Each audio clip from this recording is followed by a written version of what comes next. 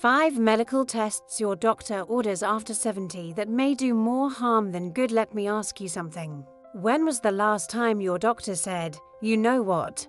Let's not do that test"? Probably never, right?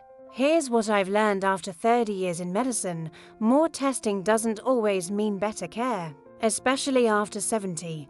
In fact, some of the most routine tests we do on seniors, tests that Medicare pays for without question, can lead to treatments that are worse than the original problem. Or worse, create problems that never existed in the first place. I'm not talking about skipping important screenings. I'm talking about tests that have been studied, measured, and in many cases, proven to cause more complications than they prevent in people over 70. One of these tests. It's linked to roughly 29,000 cancer cases every single year in America, and it's supposed to prevent disease. I'm Dr. Name, and this is the Health Loop. Today, we're having an honest conversation about 5 medical tests that might be doing you more harm than good after 70, because you have a right to know what you're signing up for. Before we dive in, I want to hear from you. Drop a comment and let me know. Are you over 50? Have you ever had a medical test that led to complications? Or maybe a diagnosis that turned out to be nothing? I read every single comment and reply with practical advice. And if this conversation resonates with you, hit that subscribe button. This is information every American over 50 needs to hear. Test number 5, bone density scan. DEXA number 5, the bone density scan, also called a DEXA scan. Now, this one's tricky because osteoporosis is a real concern. But here's what happens in the real world. You go in for your annual physical. Doctor says, "Let's check your bones." 15 minutes later, you get a number. And if that number is below a certain threshold, even slightly, you're walking out with a prescription for bisphosphonates. Here's the thing nobody tells you. After 70, some bone density loss is completely normal. It's like getting wrinkles or needing reading glasses. It happens to everyone, but the pharmaceutical industry has turned normal aging into a disease that needs treatment. The Journal of the American Geriatric Society followed over 1,200 women in their 70s taking these bone medications for 5 years. The result? Fracture risk dropped by 0.3%. That's 0.3%. Meanwhile, 15% experienced significant side effects, severe heartburn, digestive problems, and in rare cases, a condition called osteonecrosis of the jaw, where the jawbone actually starts to deteriorate. Real story. Relatable. I think about Barbara, a patient I saw a few years back. She was 76, played bridge twice a week, walked her dog every morning. Never fallen, never broken a bone in her life. Her doctor ran a DEXA scan at her annual checkup. Results showed osteopenia, which just means slightly lower bone density, not even osteoporosis. But she was immediately put on Fosamax. 3 months later, she came to see me because she couldn't swallow without pain. The medication had caused such severe esophageal irritation that she was living on soup and yogurt. We stopped the medication. Started her on vitamin D supplementation. Most Americans over 70 are deficient anyway. Added resistance training twice a week with light weights. Increased calcium through food, not pills. A year later, no fractures, better balance, stronger legs. And she's back to enjoying her meals. Look, if you've already had a fracture or you have severe osteoporosis, medication might make sense.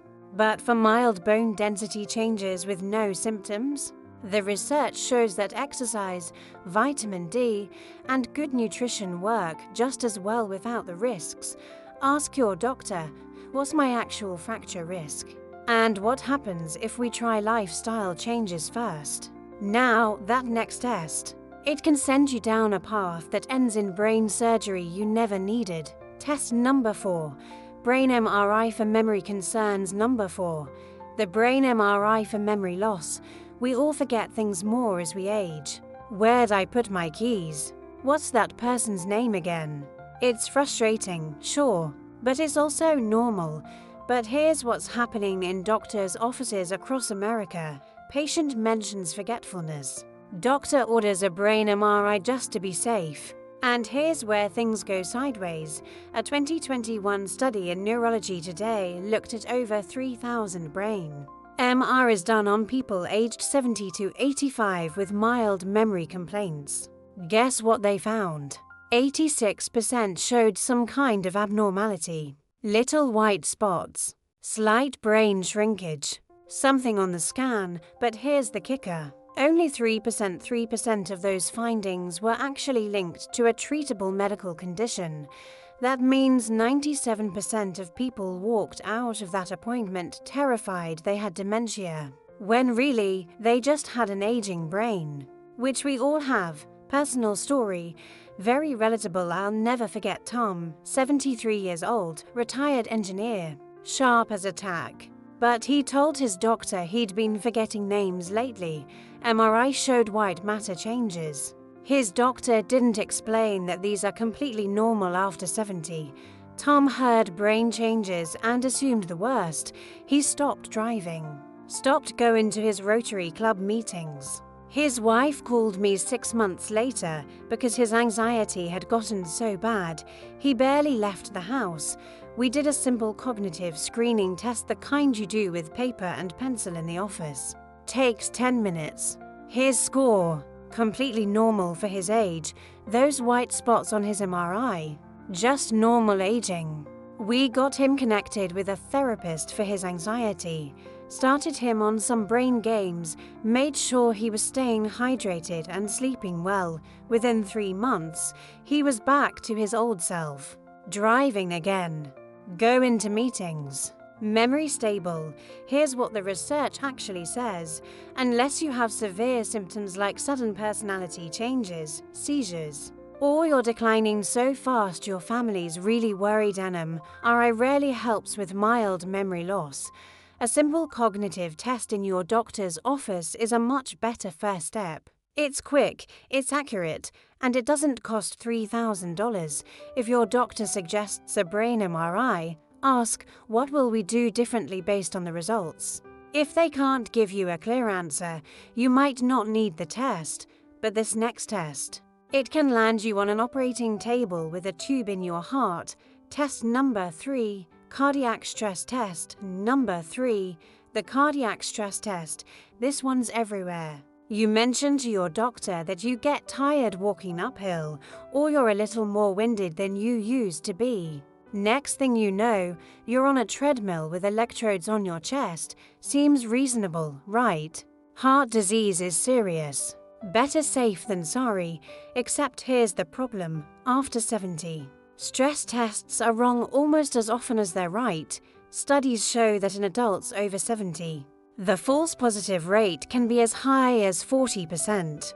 That means for out of 10 times, the test says you have a problem. When you don't, and here's where it gets expensive and dangerous, when a stress test comes back positive, you get sent for a cardiac catheterization. They thread a tube up through your artery, inject dye, look for blockages. If they find any narrowing, even minor, many cardiologists will put in a stent. It's become almost automatic. But a major study in JAMA Cardiology in 2017 found that more than half of all stents placed after stress tests were done in patients who had no real symptoms. And those patients had zero improvement in survival or quality of life after the procedure, zero improvement. But what they did have was higher rates of bleeding, kidney damage from the contrast dye, and longer hospital stays. Robert was a 75-year-old retired postal worker, walked 3 miles every single day. During his annual checkup, he mentioned he sometimes felt tired on hills. His doctor ordered a stress test just to check. Results were borderline. So they did a catheterization, found a mild narrowing in one artery. Not severe, not causing symptoms. But they put in a stent anyway. That night, Robert had a reaction to the contrast dye. His kidneys started failing. He spent a week in the hospital, needed follow-up dialysis for 3 weeks, and that fatigue on hills never changed, because it wasn't his heart. He was 75 years old and needed to stay better hydrated and pace himself. That's it. Look, if you're having chest pain during activity, or you're really short of breath doing things that used to be easy, then yes, you need a cardiac workup. But if you're just feeling more tired than you used to and you're over 70, that might just be aging, or low iron, or poor sleep, or 100 other things. A safer first step is often a resting EKG, no treadmill, no stress, or a coronary calcium scan, which shows if you have dangerous plaque building up. Without the false positives, ask your doctor, do I have symptoms that suggest active heart disease? Or are we testing because I'm over 70? There's a big difference. Now, you might be surprised by this next one, because it's been drilled into us for decades as the gold standard. Test number 2, colonoscopy after 75. Number 2, routine colonoscopy after age 75. I know what you're thinking. Wait, isn't colonoscopy supposed to save lives? And yes, for people between 45 and 75. It absolutely does, but after 75, the math changes dramatically. The US Preventive Services Task Force, the official government body that reviews all the evidence, recommends stopping routine colonoscopy screening at age 75 for most people, not reducing it. Stopping it. Here's why: the risks go up with age. The prep is harsh. Those laxatives can cause severe dehydration, electrolyte imbalances, even kidney problems in older adults. The sedation carries more risk for older brains, and the procedure itself can cause bleeding, tearing, or even heart rhythm problems. A 2019 study in JAMA Internal Medicine looked at 1.3 million Medicare patients over 70 who got colonoscopies.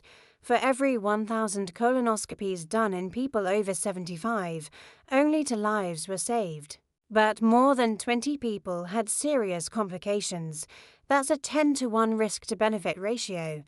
And even when polyps are found, many are so small and slow-growing that removing them in someone over 75 might cause more problems than leaving them alone. Dorothy was a 74-year-old grandmother who ran a small bakery with her daughter in Ohio. No symptoms, no blood in her stool, no family history of colon cancer. She'd already had to clean colonoscopies in her 60s, but her new doctor, fresh out of residency, followed the old guidelines and pushed for another screening. During the procedure, they removed a tiny polyp, sent her home. That night, she woke up with severe abdominal pain and fainted. At they found a bowel perforation. She spent 9 days in the hospital, lost 15 pounds, needed weeks of recovery. When I reviewed her case, there was no medical reason to repeat that colonoscopy. The previous 2 were clean. She had no symptoms, no risk factors. Here's what most people don't know: there are safer alternatives. The FIT test, a stool-based test you do at home, catches about 80% of colon cancers with 0 prep, 0 sedation, and 0 risk of perforation. It's not perfect, but after 75, when the risks of colonoscopy go up, it's often the smarter choice. If you're over 75, in good health, and your doctor suggests a colonoscopy, ask, what are we looking for? What's my actual risk of colon cancer based on my history? Are there safer alternatives?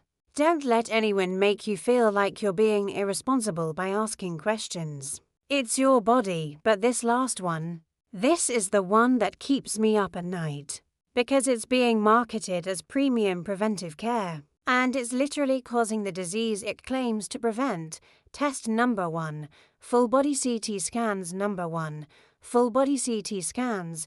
You've probably seen the ads. Executive health screening. Catch cancer before it starts. Peace of mind for $1,500. Private clinics all over America are offering these full body scans. No symptoms needed.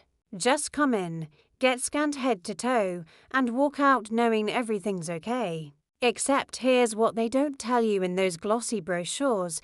Every full-body CT scan exposes you to 10 to 20 millisieverts of radiation. That's roughly equal to 500 chest X-rays. All at once, and that radiation doesn't just disappear. It damages your DNA, it creates mutations in your cells. And over time, it can cause cancer, a 2023 modeling study in JAMA. Internal Medicine estimated that the rise in CT scans in the United States may now be responsible for up to 5% of all cancer cases in America.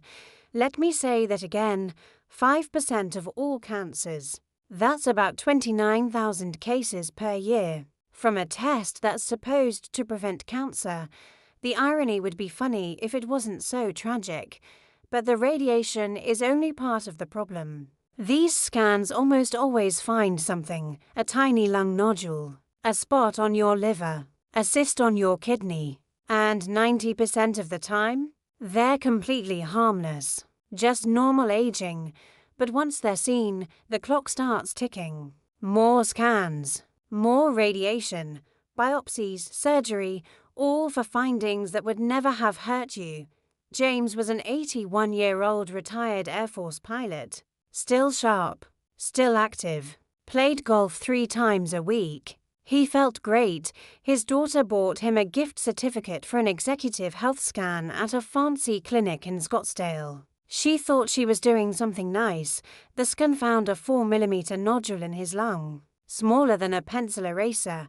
Protocol kicked in. He was sent to an oncologist. Got a PET scan, more radiation. Then a needle biopsy to rule out cancer. The biopsy result: benign, completely harmless. Could have been left alone forever, but the biopsy collapsed part of his lung.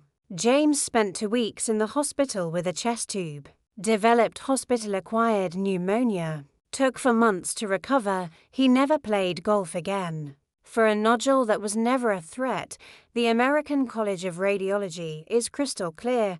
Full-body CT scans should not be used for screening in people without symptoms. There's no proven benefit, and the potential for harm is significant. If you have real symptoms, unexplained weight loss, blood in your cough, a lump you can feel, then yes, targeted imaging makes sense. But scanning your entire body with no symptoms and no reason? It's not prevention. It's a gamble. And the house always wins. Key message: real prevention isn't found in a scanner. It's found in how you live. Eating well, staying active, not smoking, managing stress, getting good sleep. Those things are proven to prevent disease. A full-body CT scan? It's more likely to create problems than solve them, so there you have it. 5 tests that are routinely ordered for people over 70 and 5 times when you might want to pump the brakes. And ask some hard questions. Number 5, bone density scans that lead to medications with serious side effects for minimal benefit. Number 4, brain MRIs that create dementia panic over normal aging. Number 3, stress tests that push people into unnecessary heart procedures. Number 2, colonoscopies after 75 that carry more risk than benefit. And number 1, full-body CT scans that can actually cause the cancer they claim to prevent. I'm not saying to never get tested. I'm saying you have the right and the responsibility to ask questions before any test. Ask your doctor 3 things. What will we do differently based on the results? What are the risks of this test itself? What happens if we wait and watch? If you can't get clear answers, that's a red flag. Remember, you're the customer here. Medicare might pay for these tests, but it's your body, your quality of life. You get to decide what happens to it. Now I want to hear from you. Have you or someone you love had complications from a test that turned out to be unnecessary? Share your story in the comments. I read everyone, and I respond with real advice. If this video opened your eyes, share it with your friends, your family, especially anyone over 70. This is information that could literally save someone's life or at least their quality of life. Subscribe to the Health Loop for more straight talk about your health. No pharmaceutical company sponsors. No hospital system telling me what to say. Just honest medicine. Thanks for watching. And remember, question everything. Your health depends on it.